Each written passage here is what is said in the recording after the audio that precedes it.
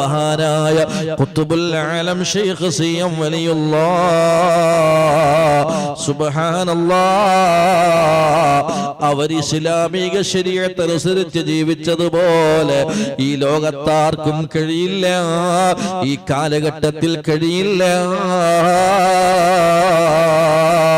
അവിടുത്തെ സഹപാഠികൾ പറയുന്നത്, അവിടുത്തെ നാട്ടുകാര് പറയുന്നത്, ചെറിയ പ്രായം മുതൽ തന്നെ കറാഹത്ത് ചെയ്തില്ല. സുന്നത്തുകൾ ധാരാളമായി എടുത്ത മഹാനല്ലേ. നിസ്കാരത്തിലൊക്കെ വളരെ ശക്തമായി അവിടുന്ന് വളരെ സൂക്ഷ്മതയിൽ അവിടുന്ന് മുന്നോട്ട് പോയവരല്ലേ. പലപ്പോഴും അതാ സഹോദരങ്ങളെ സുന്നത്തിലായി മുന്നോട്ട് പോയവരല്ലേ, സുന്നത്തിലായി മുന്നോട്ട് പോയവരല്ലേ. ഒരാൾ അല്ലാഹുവിലേക്ക് അടുക്കാൻ ഏറ്റവും നല്ല മാർഗം എന്താണെന്നറിയുമോ? സുന്നത്ത് വർദ്ധിപ്പിക്കലാണ്.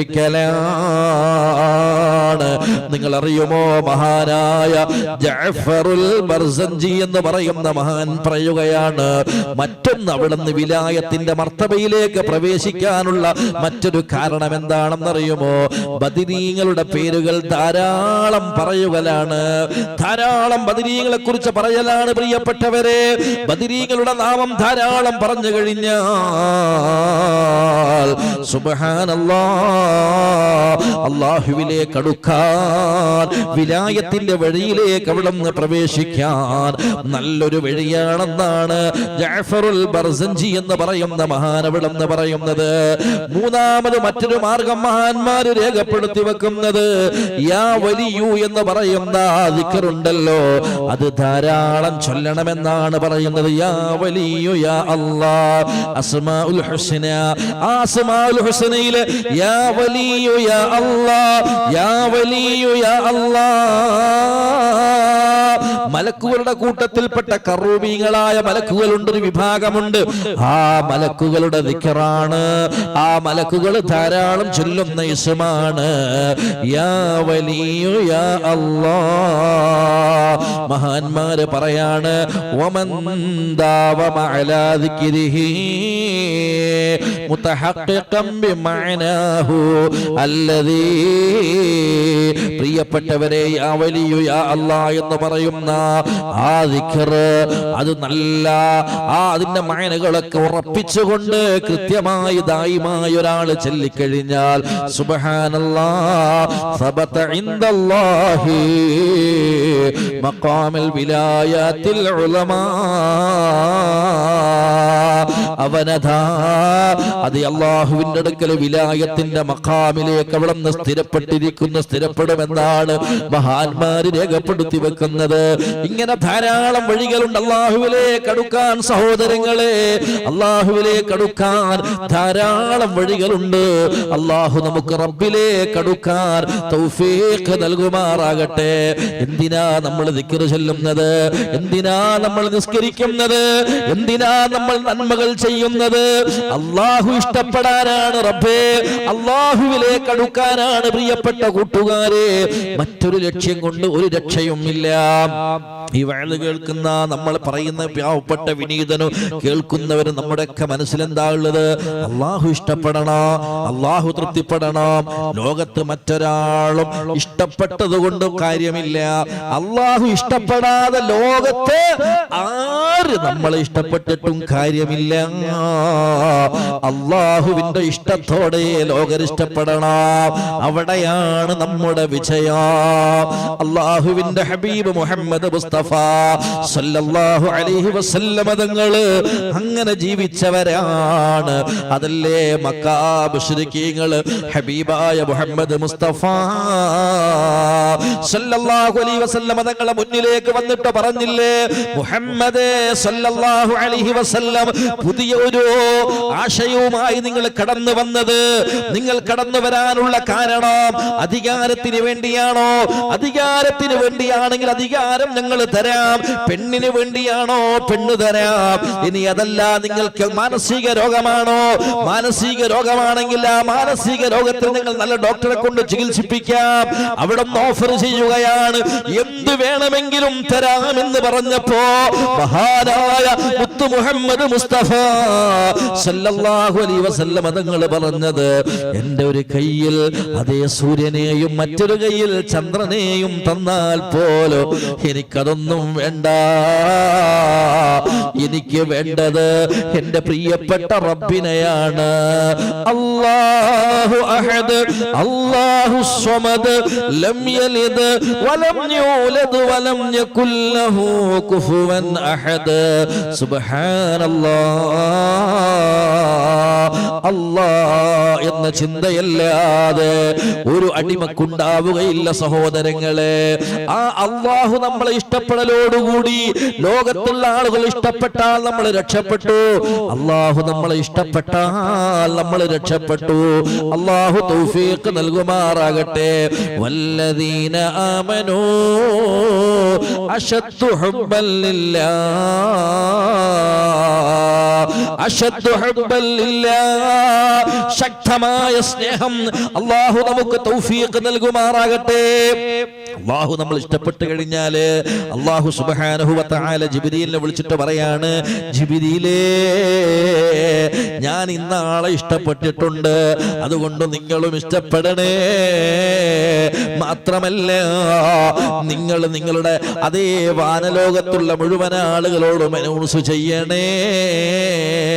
സുബ്ഹാനല്ലാഹ്. അല്ലാഹു ഇഷ്ടപ്പെട്ട് കഴിഞ്ഞാൽ ജിബ്രീലും അതാ ഇഷ്ടപ്പെടുകയാണ്, വാനലോകത്തുള്ള മുഴുവൻ ആളുകളും ഇഷ്ടപ്പെടുകയാണ്. അതിനുശേഷം അതാ ലോകത്തുള്ള മുഴുവൻ ആളുകളും ഇഷ്ടപ്പെടുകയാണ്. അതിന് പോസ്റ്റർ അടിക്കേണ്ട ആവശ്യമില്ല, പ്രചരണം നടത്തേണ്ട ആവശ്യമില്ല. എത്ര അറിയപ്പെടേണ്ടതെന്ന് വിചാരിച്ചാലും അതേ ലോകം മുഴുവനും അതാ എപ്പോഴും പറഞ്ഞുകൊണ്ടിരിക്കുന്നു. നമുക്കറിയാമല്ലോ, നമ്മുടെ ഹബീബായ മുഹമ്മദുർ റസൂലുള്ളാഹി സ്വല്ലല്ലാഹു അലൈഹി വസല്ലം തങ്ങൾ ഒരു ഫോട്ടോ ആർക്കെങ്കിലും കാണിച്ചു തരാൻ കഴിയുമോ? ഇല്ലല്ലോ സഹോദരങ്ങളെ. ഇന്ന് ഈ മടവൂര് പൂങ്കാവനത്തിൽ വെച്ചിട്ടും ആ ഹബീബായ മുത്തുനബി സല്ലല്ലാഹു അലൈഹി വസല്ലം തങ്ങളെ പേര് നമ്മൾ പറയുന്നു. അതേ ലോകത്തുള്ള മുഴുവൻ സ്ഥലങ്ങളിൽ വെച്ചിട്ടും അതാ ഓരോ നിമിഷവും വിളിച്ചു പറയുന്നു, അഷ്ഹദു അന്ന മുഹമ്മദർ റസൂലുള്ളാഹ്. കാരണം എന്താണ്? അല്ലാഹ് ഇഷ്ടപ്പെട്ടു. അല്ലാഹ് ഇഷ്ടപ്പെട്ടപ്പോൾ അറിയപ്പെടണ്ട എന്ന് വിചാരിച്ചപ്പോഴും അതാ പ്രിയപ്പെട്ടവരെ ലോകമേറ്റെടുക്കുകയാണ്, ലോകം നെഞ്ചോട് ചേർക്കുകയാണ്. ജീവൻ വേണോ നബിയേ? ജീവൻ തരാം. സമ്പത്ത് വേണോ നബിയേ? സമ്പത്ത് തരാം നബിയേ. അള്ളാഹുവിന്റെ ഹബീബിന് വേണ്ടി സർവ്വതും സമർപ്പിക്കുന്ന ഒരു വലിയ ലോകത്തെ അള്ളാഹു കെട്ടിപ്പടുക്കുകയാണ്. അതുപോലെ നമുക്കറിയാമല്ലോ, മഹാനായ ഉവൈസുൽ ഖറനി റഹിമഹുല്ലാഹ്. ആരാണ് പ്രിയപ്പെട്ടവരെ? ഉവൈസുൽ ഖറനി റഹിമഹുല്ലാഹ് ആശിഖുർ റസൂലാണ്, മുഹിബ്ബുർ റസൂലാണ്. അള്ളാഹുവിന്റെ ഹബീബിനെ വല്ലാതെ സ്നേഹിച്ച മഹാനാണ്. ആ മുത്തു റസൂലുള്ളാഹിനെ നമുക്കുമൊന്ന് ഓർക്കാം. രണ്ടു വരി ബുർദ നമുക്ക് ചൊല്ലാം. പ്രിയപ്പെട്ട സഹോദരങ്ങളെ, നിങ്ങളൊക്കെ ഒന്ന് മനസ്സറിഞ്ഞ് ചെല്ലണേ. എന്റെ ശബ്ദം കേൾക്കുന്ന ഈ ലോകത്തിന്റെ ഏതെല്ലാം ഭാഗത്തുള്ളവരുണ്ടോ, ദുബൈയിലുള്ളവരുണ്ടോ, ഷാർജയിലുള്ളവരുണ്ടോ, അബൂദബിയിലുള്ളവരുണ്ടോ, മസ്കത്തിലും സൗദിയിലും ബഹ്റൈനിലും അതുപോലെ തന്നെ ഇന്ത്യയുടെ നാലാ ഭാഗത്തുള്ള പല സ്റ്റേറ്റുകളിലുമുള്ള പ്രിയപ്പെട്ട വിശ്വാസികളുണ്ടോ? എല്ലാവരും ഒന്ന് ചെല്ലുമോ? നമ്മുടെ ഹൃദയം മുഴുവനും മദീന. നമ്മൾ മഅ്സൂമികളായ അമ്പിയാക്കളല്ല, മഹ്ഫൂദികളായ ഔലിയാക്കളല്ല, ആഖിർ സമാന്റെ ചപ്പു ചണ്ടിച്ചവറുകളാണ്. ആശയുണ്ട്, വല്ലാതെ ആശയുണ്ട്. അല്ലാഹുവിന്റെ അള്ളാഹുവിന്റെ വഴിയിലേക്ക് നമുക്ക് യാത്ര ചെയ്യാൻ. ആ യാത്ര ചെയ്യാനുള്ള ഏറ്റവും വലിയ മാർഗം എന്താണ്? ഹബീബിനെ സ്നേഹിക്കലാണ്, ഹബീബിനെ ഇഷ്ടപ്പെടലാണ്. ലൗനാശബത് ഖദ്റഹു ആയാതുഹു ഇളമാ അഹ്യസ്മുഹു ഹീന യൂദ് ഹദാരി സിരി മമി മൗലായ സ്വല്ലി വസല്ലിം ദായിമൻ അബദാ അലാ ഹബീബിക ഖൈറിൽ ഖൽഖി കുല്ലിഹിം ലം യംതഹിന്ന ബിമാ തയല്ലു ഖുലൂബിഹി حرصا علينا فلا نرتب ولم نهيم مولاي صل وسلم دائما أبدا على حبيبك خير الخلق كلهم محمد سيد الكونين والثقلين والفريقين من عرب ومن عجم مولاي صل وسلم دائما أبدا على حبيبك خير الخلق كلهم അല്ലാഹുവേ മടവൂരി പൂങ്കാവനത്തിന്റെ ബറക്കത്ത് കൊണ്ട് ഞങ്ങൾക്ക് ഞങ്ങളെ മദീന കാണണം അല്ലാഹ്.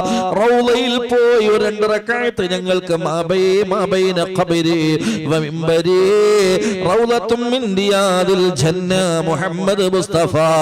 എൻ്റെ മിമ്പറിന്റെയും എൻ്റെ ഖബറിന്റെയും ഇടയിലുള്ള സ്ഥലം സ്വർഗ്ഗത്തിന്റെ പൂങ്കാവനമാണ്. ആ പൂങ്കാവനത്തിൽ വെച്ച് 2 റക്അത്ത് നിസ്കരിക്കാനുള്ള തൗഫീഖ് ഞങ്ങൾക്ക് തരണം അല്ലാഹ്. ഹബീബിനെ സന്ദർശിക്കാനുള്ള തൗഫീഖ് ഞങ്ങൾക്ക് തരണം അല്ലാഹ്. ഈ ശബ്ദം കേൾക്കുന്ന മുഴുവൻ മുഅ്മിനീങ്ങൾക്കും മുഅ്മിനാത്തുകൾക്കും തൗഫീഖ് നൽകണം അല്ലാഹ്.